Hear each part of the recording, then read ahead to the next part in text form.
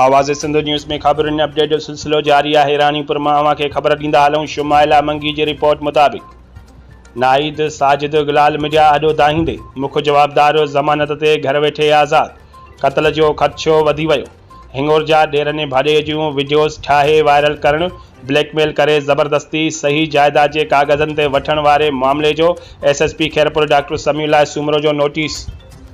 Women protection cell Khairpur के inspector Mahnaz Bozdar और नाहिद साजिद गलाल के यकीन ॾियारियो त तव्हांखे इंसाफ़ फराहम कयो वेंदो।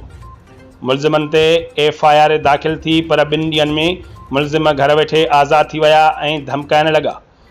हिंगोर जा ॾेरनि जो भाॼईअ ते तशद्दुद, मारकुट, भञ ड्राह, घर मां कढी वीडियोज़ ठाहे वायरल करण जूं धमकियूं ऐं ज़बरदस्ती घर जे कागज़नि ते सही कराइण वारे मामले ते SHO हिंगोर जा मुश्ताक जतोई FIR ते शाहिद अली चन्ना, जावेद अली चन्ना गिरफ़्तार, पर मुख्य जवाबदार वाजिद अली चन्ना ALM सेपको ऐं मुजाहिद अली गलाल सेल्समैन घर वेठे ज़मानत ते आज़ाद थी विया। साजिद गलाल के क़त्ल करण जूं धमकियूं वधी वयूं। गोली हणी क़त्ल जूं धमकियूं ॾिनियूं पियूं वञनि।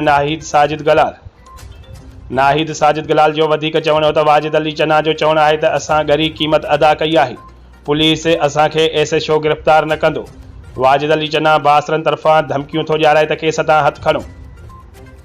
नाहिद साजिद गलाल जो IG Sindh, DIG Sukkur, SSP Khairpur doctor Samiullah Soomro, ASP Gambat ऐं वुमेन प्रोटेक्शन सेल खैरपुर के इंस्पेक्टर महनाज बोज़दार के अर्ज़ आहे त मूंखे तहफ़्फ़ुज़ फराहम कयो वञे। ईअं न थिए त जेका गिरफ़्तार थिया आहिनि घर वेठे ज़मानत ते आज़ाद थिया आहिनि, मूंखे क़त्ल करे फ़रार थी वञनि। जवाबदारनि खे गिरफ़्तार करे ज़मानत ख़त्म कई वञे, मूंसां इंसाफ़ कयो वञे। ऐं मूंसां जेको ज़ुल्म थियो, जो ॾेरनि मूं ते ज़ुल्म कयो, मुंहिंजे घर ते कब्ज़ो कयो आहे, सो उन जी मूं FIR दाख़िल कराई हुई, जीअं ते 2 जवाबदार गिरफ़्तार आहिनि। बाक़ी 2 आज़ाद घुमनि था पिया, उन्हनि खे कोई ड्रिज न आहे, उन्हनि जे पोयों कहिड़ो हथु आहे। जो उन जूं उहे मूंखे धमकी पिया ॾियारनि त असां तोखे क़त्ल कराईंदासीं। हाणे मां पंहिंजे पीउ जे घर आहियां ऐं उन जूं दरियूं आहिनि असांजे सहन में, त मूंखे ख़तरो आहे त मूंखे माराए ऐं हू वरी आज़ाद घुमंदा। सो उन्हनि जी ज़मानत कैंसिल कई वञे ऐं उन्हनि खे गिरफ़्तार कयो वञे त जीअं मूंसां इंसाफ़ थी सघे।